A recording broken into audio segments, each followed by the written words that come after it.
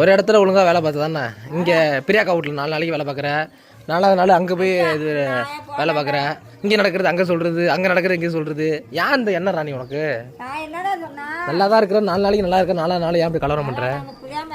நான் 1 மாதம் ஆகுது உண்டு நான் கோழி கேட்டு சொல்லு. வெத்தலையே அமுக்கிறது வர எனக்கு ஒரு கோழி ஆக்கி நீங்கள் கொடுக்குறியா நின்று?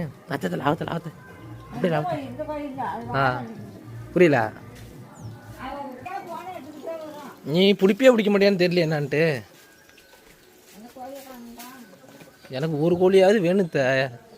எந்த ஒரு கோழி கூட உன்னால் ரெடி பண்ண முடியல. நீ என்னத ஆ நாளை ஒன்று படுத்து கிடக்கு, ஆளை படுத்து கிடக்கு அந்த பக்கத்தில். கூப்பிட்டு பாரு, போன்னு கூப்பிட்டு வரும். அது எவ்வளோத்த கோழி ரேட்டு? அமுக்கு தமுக்கு தமுக்கு தமுக்கு அமுக்கு அமுக்கு அமுக்கு அமுக்கு அமுக்கு ஓடுது ஓடுது ஓடுது ஓடுது. இந்த கோழி ருசியாக இருக்குமா? அப்படி புரியல. கோழி நல்லா இருக்கும்ல? இது திருட்டு கோழி நல்ல கோழியா?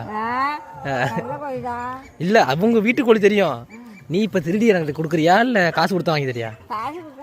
காசு கொடுத்து வாங்கி தரியா? இது பிரச்சனை எதுவும் வராதுல்ல? சரி சரி இப்போ வா வா. ஏப்பா அத்தை மாடு முட்டாது போல இருக்கு. வா வா. எந்த கோழித்தை பிடிக்க போறா? பிடிச்சா காட்டுத்தா நல்லா பிடிச்ச போல இருக்க. சரி சரி சரி.